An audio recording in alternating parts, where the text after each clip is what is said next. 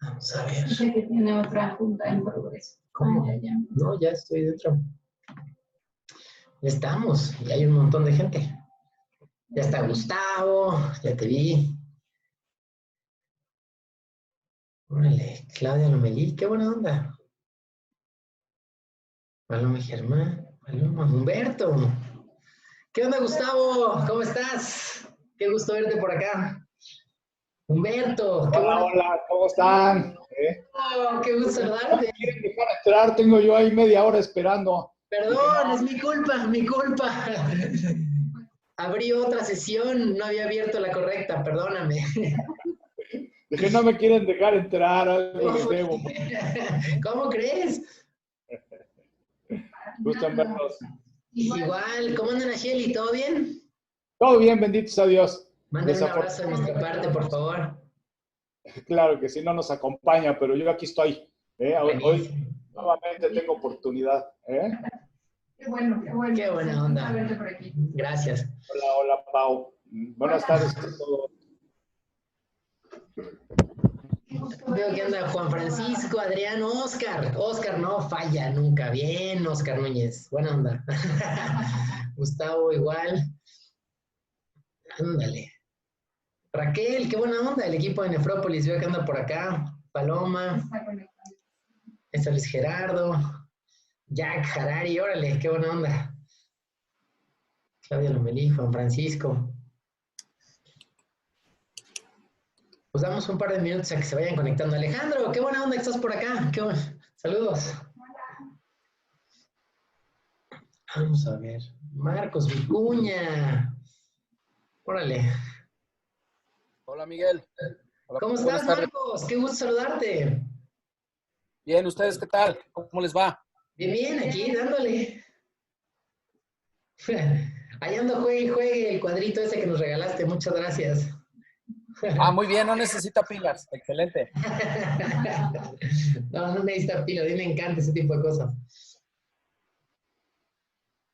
Salud, Paloma.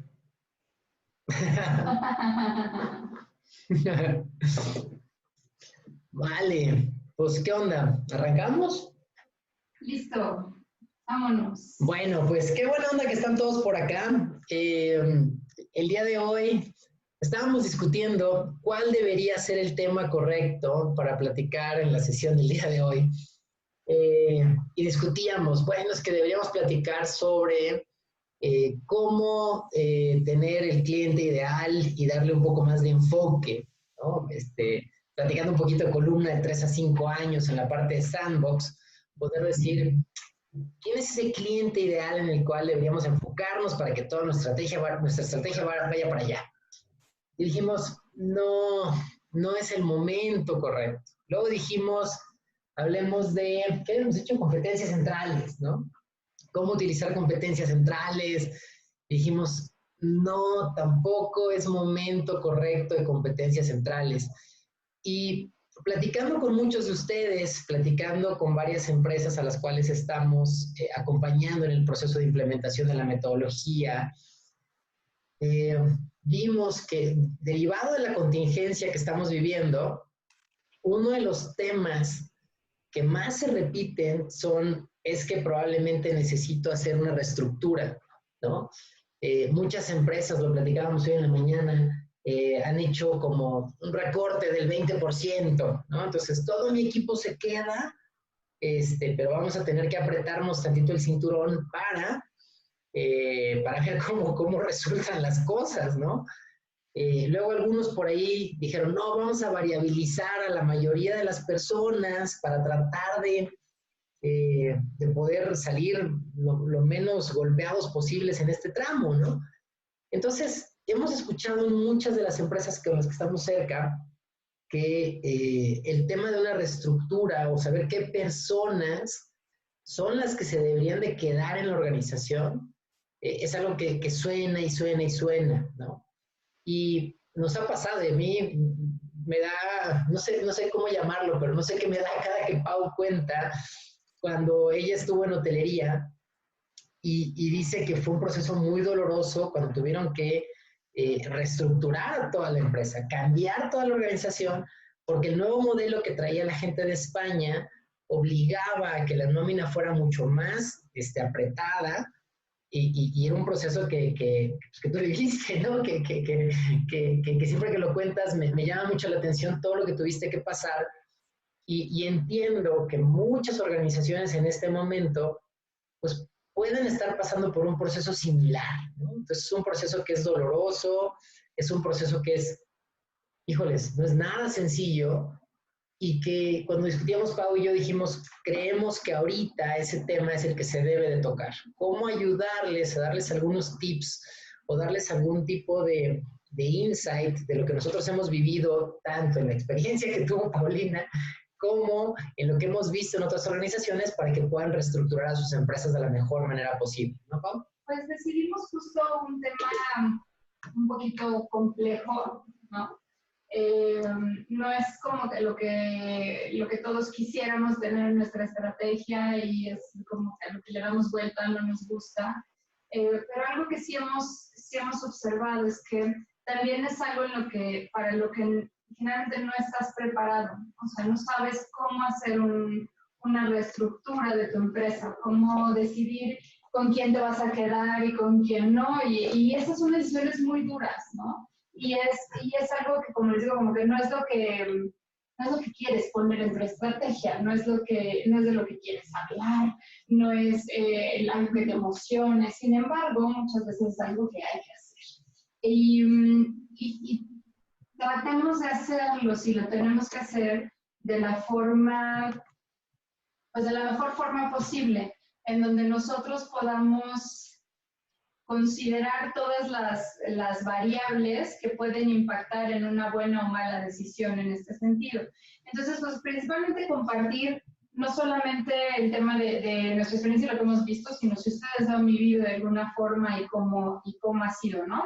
Entonces vamos a platicar y yo les voy a contar un poco qué fue lo que me pasó y lo que he visto en estos momentos. Y bien, como decía Miguel, cuando yo estaba en NH, justamente me tocó en un proceso que le llamamos como de NHización. O sea, era empezar a operar como NH, porque antes era una empresa americana.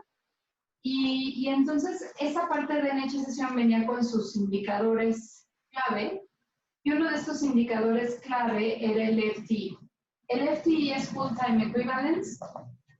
Y existe cuando tienes una nómina variable, o sea, tienes una nómina fija y algunas personas que pueden ir de manera temporal, etcétera, y tú lo que haces es ponerlos todos en un FTE, que es el equivalente al turno completo, ¿no? El FTE, para darnos una idea de la empresa, donde antes de ser NH, tenía un FTE de 1.3 personas por habitación, cuando NH opera bajo un estándar de 0.3 personas por habitación. Entonces, imagínense el recorte que eso implicaba, ¿no? O sea, realmente era operar completamente de otra forma. Y la decisión fue así. O sea, no fue una decisión paulatina, de poco a poco vamos a ir, sino teníamos que operar bajo esos estándares y tiene que ser para tal fecha. Punto. ¿Qué aprendizaje tengo de ese momento? Hoy en día muchas empresas que se tienen que enfrentar a llegar a un número para poder seguir operando o para poder tener cierta rentabilidad o dejar de perder dinero en algunos casos, están como pidiendo sus departamentos, como díganme lo que pueden hacer, ¿no? Cada uno ve hasta dónde puede bajar. Y ese es el primer error que yo observo. Porque esas decisiones son financieras. O sea, estas decisiones no pueden venir de por dónde te puedes apretar el cinturón. Más bien, tú tienes que sacar el número que necesitas y de ese número después ver la estrategia de cómo alcanzarlo. Entonces, el primer punto, si tú tienes que llegar a este tipo de decisiones complejas, uno es que el número viene de finanzas, no viene derivado de un esfuerzo sin causa, ¿no? Y estar viendo, a ver cómo se me ocurre, sino que tiene que venir de un número, de una meta financiera en donde tú veas qué es lo que necesitas para poder seguir siendo operable o mantenerte por un tiempo más largo. Ya que tienes esa, ahora sí empezar a ver cuáles son las opciones. Las opciones para poder operar una reestructura empiezan en tus procesos, no en las personas. Y esta parte también es compleja, pero cometemos muchos errores ahí, porque si yo me voy persona a persona, empieza a ser, uno, mucho más difícil, porque estás siempre metiendo esa parte humana de empatizar y ver, pero cómo, y mira qué situación. Tú no quieres hacer esto con nadie. De entrada partimos de ese entendido. Y tu equipo también lo entiende así. Entonces, tú lo que tienes que ver es un proceso. Y en el proceso, ver en dónde están las principales ineficiencias del proceso, no en las personas. Las personas por lo regular no son las que fallan, sino nuestros procesos. Entonces, si yo reviso mi proceso, puedo limpiarlo y decir, a ver, este proceso, si lo hiciera de una mejor manera o si lo hiciera bajo esta práctica, requiere menos recursos o lo puedo hacer más eficiente. Por lo regular, incluso las personas que se quedan cuando haces un corte sí, pueden quedarse mejores personas mejor pagadas, ¿no? Pero menos. Entonces, la idea es que tú puedas reestructurar desde el dominio de tu negocio, no desde el dolor de voy a hacerle daño a alguien, voy a tener que tomar estas decisiones difíciles, porque sí son difíciles, pero en ese sentido esas decisiones deben tomarse desde el punto más, pues, más frío, ¿no? O sea, más objetivo.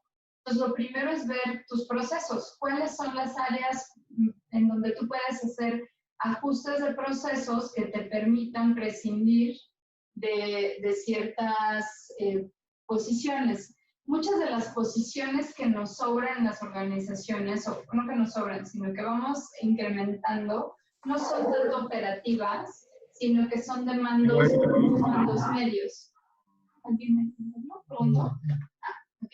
Entonces ahí es como un primer tip, ¿no? Si vas a tener que tomar estas decisiones, uno empieza desde una decisión que sea netamente financiera, o sea, ¿cuál es el número?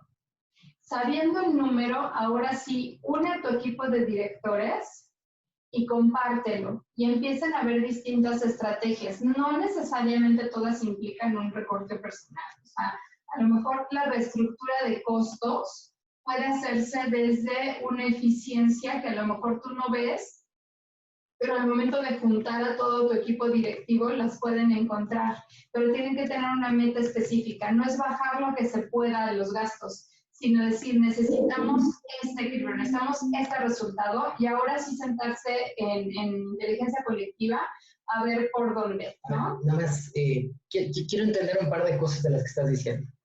La primera es, antes de tomar cualquier decisión de reestructura, lo que deberíamos hacer es un análisis de nuestro proceso general de la organización. Es decir, podríamos utilizar la herramienta de PACE, por ejemplo, ¿no? O simplemente decir, ¿cuál es el proceso general de la organización? ¿Cómo funcionamos nosotros?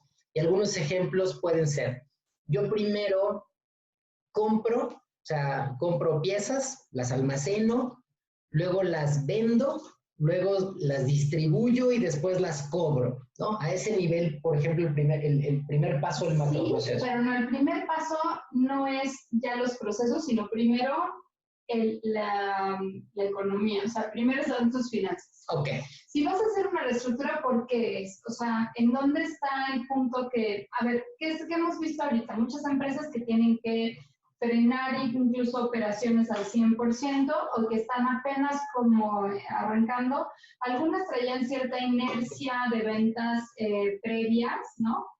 Porque son muchas de retail que traen bien el sell-in, ahorita lo que se baja es el sell-out y entonces ya empiezan a tener problemas hasta ahora como rebote.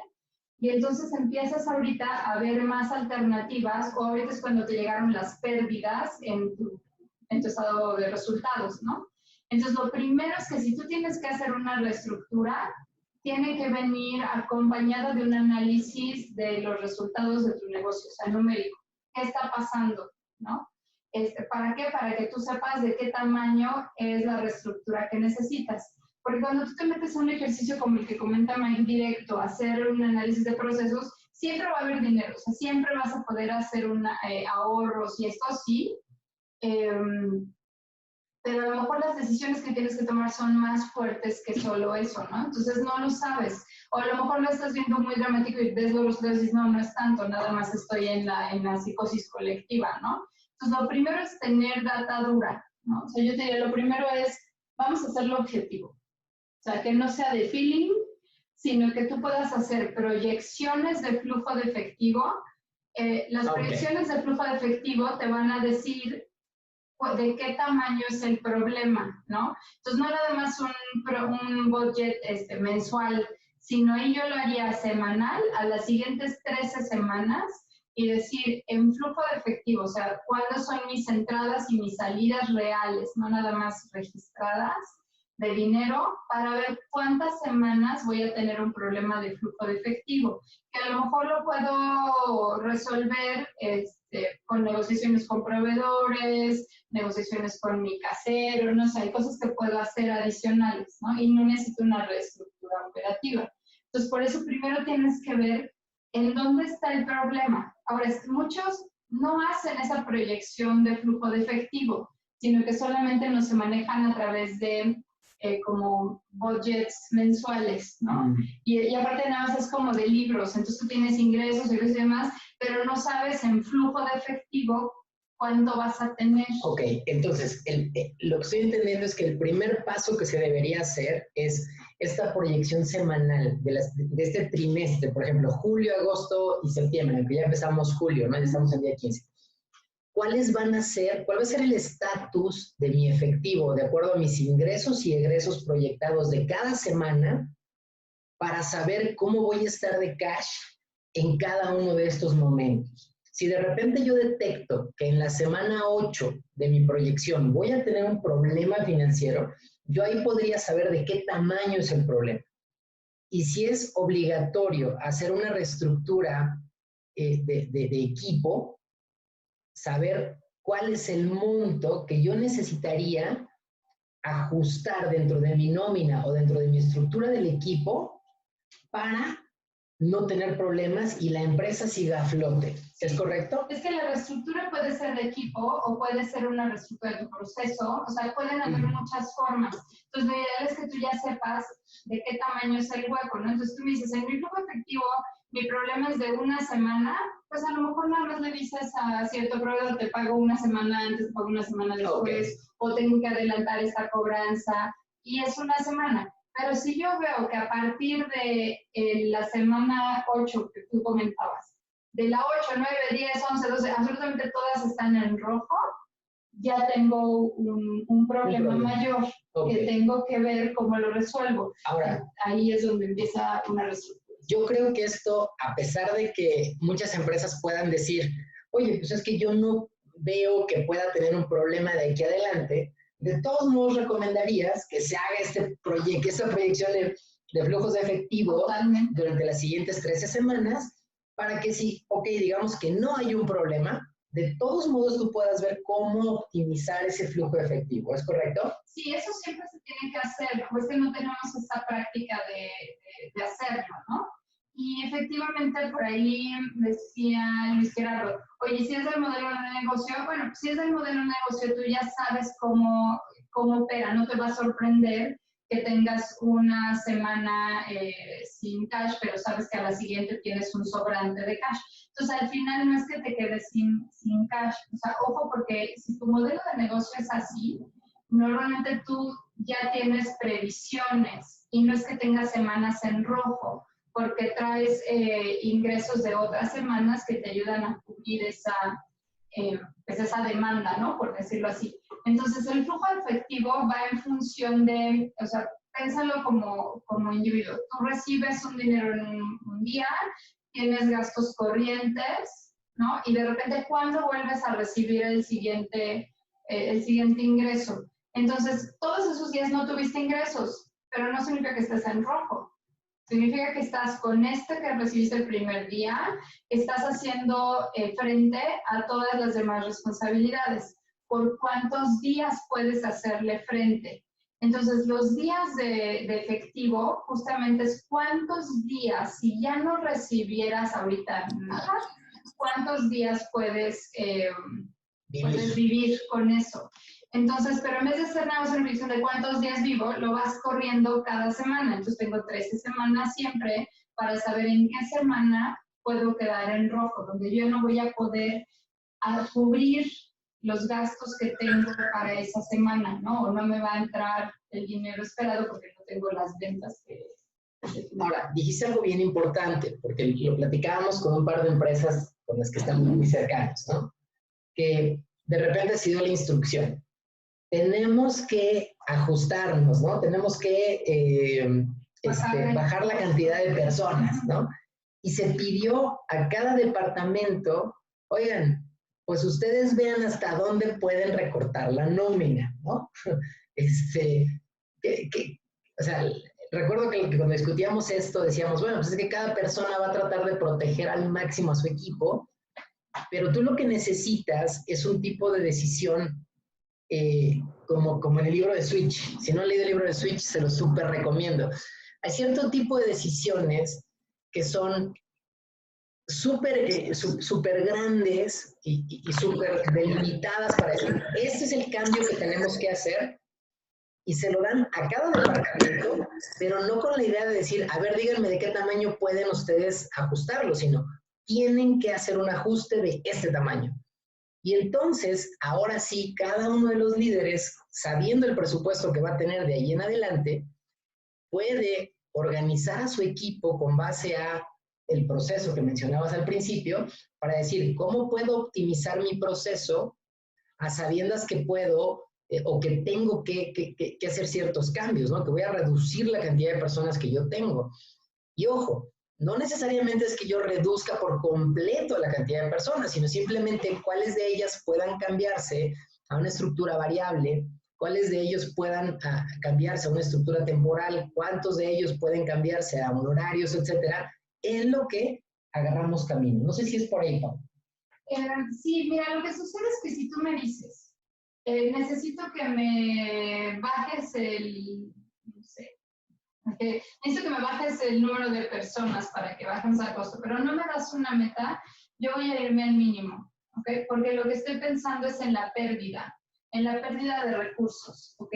Y eso entonces me va a generar una resistencia, me va a generar temor, me va a generar incertidumbre que yo voy a transmitir a mi equipo.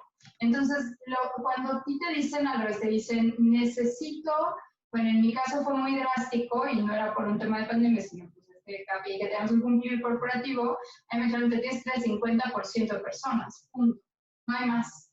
Cuando te dan una meta así de grande y así de clara, la actitud es distinta. La primera es miedo, por supuesto. O sea, la primera es cómo le voy a hacer.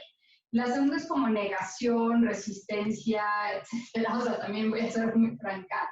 Pero después llega un punto en el que tú entiendes y dices, ok, a ver, yo estoy del lado de los que van a decidir, no estoy del lado de los que van a ser decididos, ¿no? Entonces también tienes que empezar a levantarte y a ver esa ventaja, ¿no? Y te hace pensar distinto. No piensas en personas, sino que piensas en tus procesos. ¿Cómo voy a cubrir ese proceso con menos personas? ¿Qué capacidades necesito? ¿Qué personas son con las que puedo contar, que sé que no me van a fallar? O sea, que son personas que tienen la capacidad, que tienen el fit cultural, que son equipo, ¿no? Y entonces, pero primero pienso, ¿cómo voy a cubrir con mis responsabilidades? ¿Qué es lo que sucede? Si tú me dices, te voy a quitar gente, y es más peor, si tú me dices, te quito a este y a este y a este, me estás dando el pretexto perfecto para que cuando las cosas no salgan, yo te eche la culpa a ti. Claro, no funcionó porque tú. Pero cuando tú me dejas la responsabilidad a mí de reestructurar mi área, yo sigo siendo responsable. Entonces, el proceso sigue siendo mío, está en mi cancha, yo tengo que asegurar que los resultados se den y tengo que ver cómo reorganizar y hacer una reingeniería completa de cómo vamos a operar para que esto para que esto funcione. Entonces, la idea es regresarle la responsabilidad también a cada líder de cómo va a ser posible que esto se dé y que tengan los argumentos correctos para decirte en dado caso si ve un riesgo inminente de que algo no sea posible, que también tenemos que estar abiertos a ello, pero vamos a estar negociando, vamos a estar bajo una perspectiva completamente distinta. Si tú solo lo abres y dame lo que puedas, el problema es que va a ser pues el mínimo. O sea, realmente quién quiere, incluso tú, o sea, quién quiere operar sin su equipo. Entonces, son decisiones bien dolorosas y yo le contaba y le impactó mucho a Mike que dentro de unos de los recortes que hubieron ahí, pues fueron pues, recursos humanos, ¿no? En donde nos quedamos con la parte administrativa, pero no con el resto de soporte y demás. Entonces, pues tenía que hablar con la gente y decirle que se acababa. Yo recuerdo muchísimo a una de esas personas que entra a mi oficina y me dice, me toca y... Sí son skills que no quieres, pues que no quieres vivir. Y honestamente yo estaba bien chiquita y yo creo que incluso me pasara ahorita de lo mismo. Y era como que llega, hacemos la plática, se da, tiene que dar, se cierra la relación y terminaba esa negociación, me iba al baño, lloraba, respiraba, meditaba, volvió a maquillar, vamos para afuera y que sigue. No es algo sencillo de vivir, no es algo sencillo de decidir.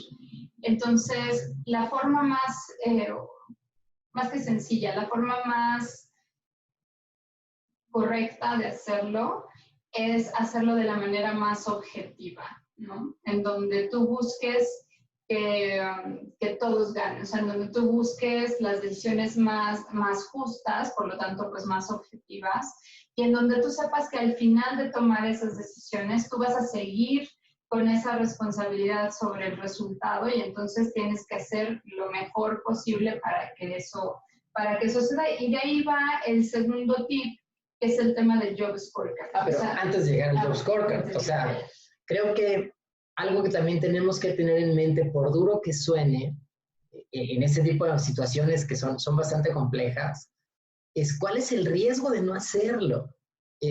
Cuando definitivamente ya no tenemos de otra, porque el flujo efectivo ya se está apretando y el riesgo es, oye, pues vamos a cerrar la empresa. O sea, es donde tú dices, ni modo, o sea, tenemos que tomar ese tipo de decisiones y por eso es que muchas veces la posición de director general muchas veces es muy solitaria, porque ese tipo de decisiones son las que tenemos que cargar con ellas. Y por eso es tan importante, digo, haciendo un paréntesis de todo esto, estar en este grupo como lo están haciendo ustedes, porque muchas veces, si no tenemos un grupo de soporte, muchas personas que están viviendo lo mismo que nosotros, pues vamos a estar totalmente solos. Entonces, un consejo adicional que yo les podría dar, si tienen que pasar por este proceso, es busquen a las personas que están en este grupo, oigan, vamos a echar una de directores generales anónimos para llorar nuestras penas, ¿no? Porque eso es súper importante, o sea, no es nada sencillo, pero cuando se tiene que dar, tenemos que ser bien objetivos, como dice Pau, y evaluar cuál es el riesgo. Y si el riesgo es, vamos a dejar de comer, o sea, vamos a dejar de darle de comer a todas estas familias, porque queremos proteger a unas cuantas, híjoles, es bien complicado, o sea, es bien pesado. Pero el reto es cómo nosotros en ese balance poder decir, hacemos lo mejor que podemos, hacemos la estructura que nosotros estamos pensando para poder salir fuertes, renovados, y con la expectativa de que igual y más adelante podemos volver a jalar a más personas. Pero en este momento tenemos que pensar en la subsistencia de la organización. Y en realidad, si no hacemos ese sacrificio y ese empuje, como dice Miguel, vamos a perder más, o sea, vamos a poder ayudar a menos, ¿no? O sea, en el momento en que la empresa no sea sostenible en el tiempo, perdemos la posibilidad de seguir generando impacto y de cuidando a esas familias, ¿no? Son nuestras responsabilidades con más. Comentaba José, ¿por qué 13 semanas? 13 semanas es un trimestre. Entonces, hacer 13 semanas en anticipado te permite ver en suficiente anticipación los huecos, los rojos, las semanas rojas. Bueno, eso esperamos, para que tú puedas tomar medida y que antes de que llegue esa semana, tú ya tengas un plan de acción para que esa semana no sea roja, ¿no? Si la haces solo las siguientes 4 semanas, es probable que tú veas, que tú digas, bueno, pero al final del mes va a estar bien, ¿no? Bueno, la libra, bueno, como que eres mucho más optimista, digamos, pero cuando tú lo haces al trimestre completo y no tienes la certeza de todas esas semanas en ejecución y en compra, te permite, perdón, en venta, te permite como tener ese sentido de urgencia para decir, como dice Miguel, en la semana 8 vamos a tener un problema, entonces desde ahorita tengo que empezar a negociar si es el tema de renta, desde ahorita tengo que empezar a ver con mis proveedores cómo le hago. Entonces, lo que quieres es tener tiempo previo para que el número se alcance a mover antes de que te pase lo de la semana en rojo. Y si lo ves mensual, no es suficiente, ¿no? Entonces, más allá de las 13 es muy difícil, o sea, es muy complejo poder tener suficiente información, pero de un trimestre sí, muchas veces tenemos créditos con nuestros proveedores a 30 o 60 días o crédito con nuestros clientes a 30, 60 o 90 días. Más allá de eso no es lo regular, ¿no? Entonces, por eso es que manejamos esos rangos. El impacto en el estado de ánimo es todo un tema y me encanta que lo hayas preguntado, Daniel, porque claro que se va a mover el estado de ánimo y es muy importante que nuestra comunicación siempre esté enfocada en la ganancia y no en la pérdida. Y es difícil hablar de eso cuando decimos vamos a sacar gente, ¿no? Pero vamos a ganar continuidad. Vamos a ganar fuerza, vamos a ganar la selección de estar con los mejores. Eso siempre va a levantar el ánimo de las personas que se quedan, porque son privilegiados, porque son personas con las que están siendo seleccionadas en momentos complejos, en donde entonces estás revalorizando su trabajo, ¿no? Y eso que está haciendo. Y la otra es, una vez que hayas decidido esos cortes, hazlos de un solo jalón. No los hagas un paso a pasito y uno primero. Si ya tienes el número, haz la estrategia y en cuanto la ejecutes, si puedes en un mismo día. O sea, si quitas el curita, quítalo rápido. O sea, y una vez que lo hayas terminado, habla con la gente y di, ya lo hicimos, ya terminó, ustedes están aquí porque son los más fregones, perdón por mi frase, pero no son los con los quienes contamos, con quienes vamos a llevar esto más adelante, no nada más para recuperar a esto que después, sino para ir a más, para dar más impacto.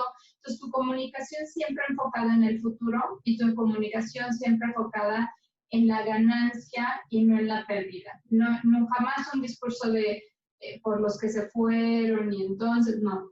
Es todo lo contrario, porque nos quedamos con fuerza, porque nos quedamos con los mejores, porque vamos por más, y tú eres parte de esto, ¿no? Entonces, eso hace que a pesar del trago amargo, esto funcione. Ahora, viene algo importante aquí en mi mente que se me había pasado, que es justo el tema que iba a hablar de los Job Scorecards. No nada más es el tema del Job Scorecard para ver quién genera valor y hacer una evaluación, que es como lo típico, sino que realmente te recomiendo que hagas una reestructuración operativa.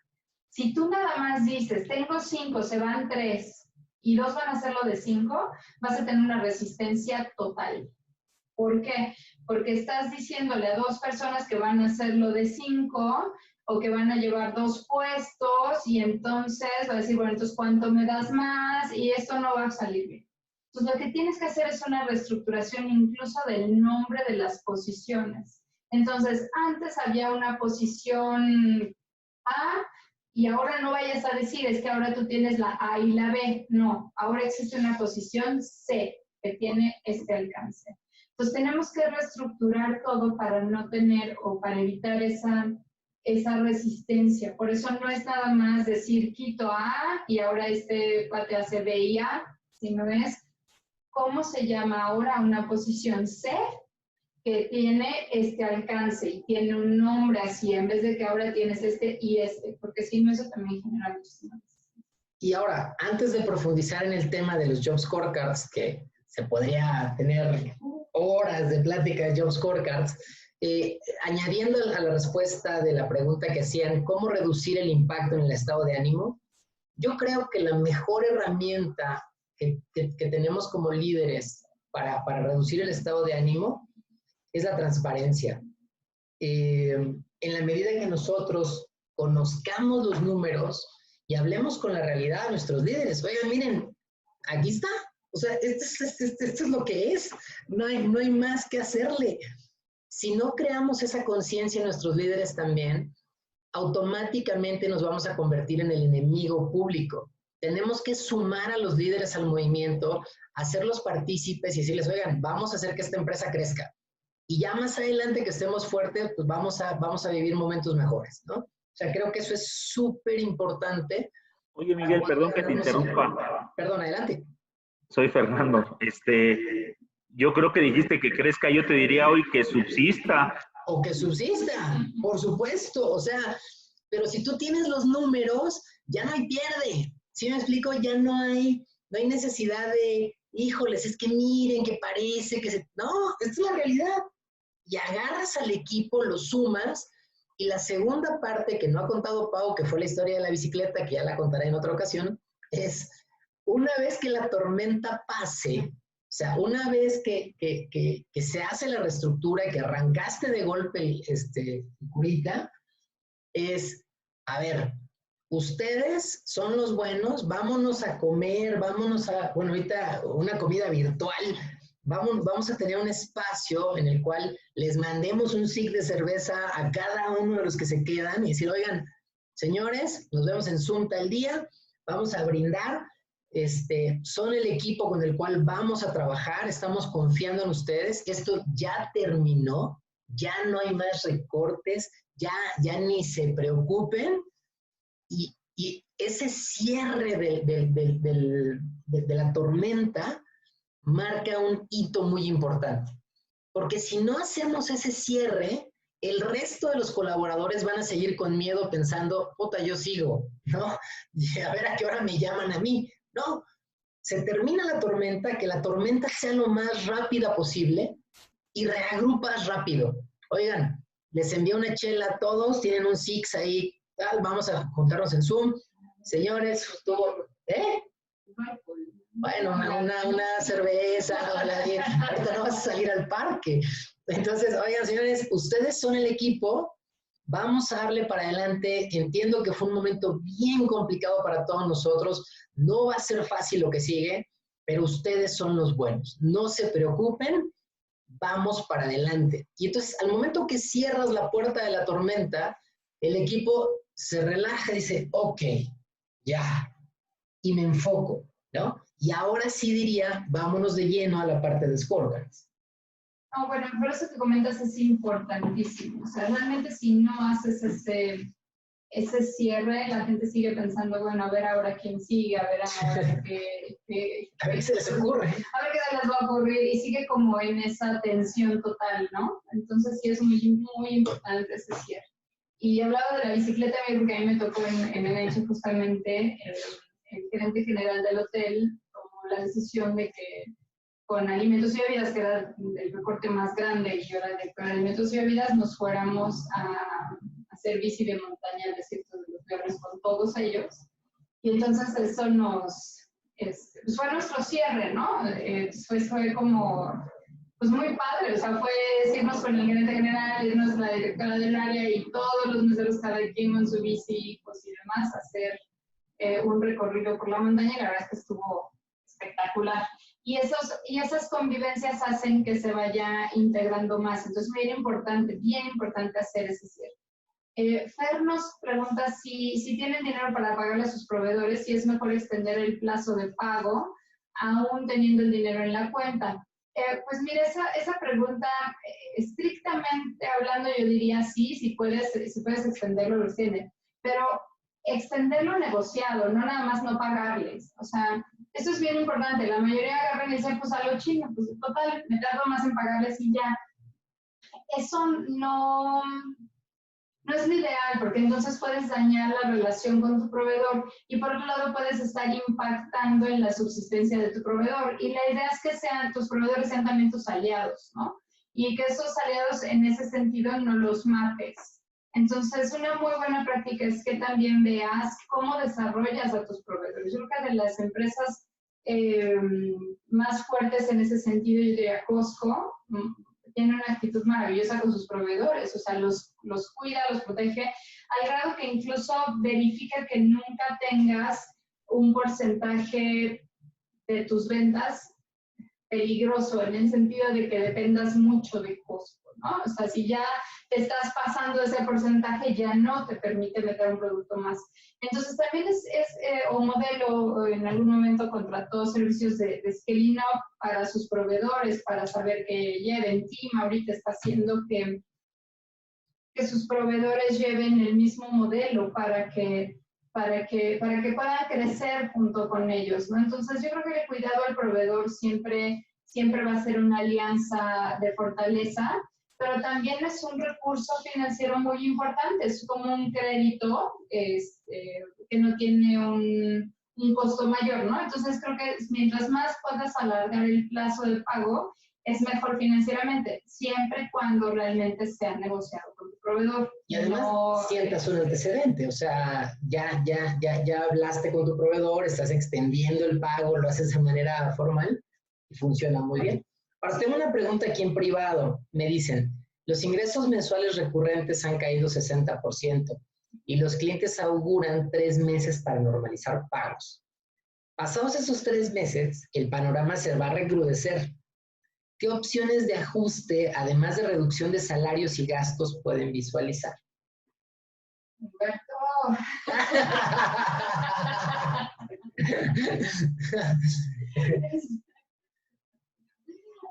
Esa sí está difícil, ¿eh? Sí, espérame.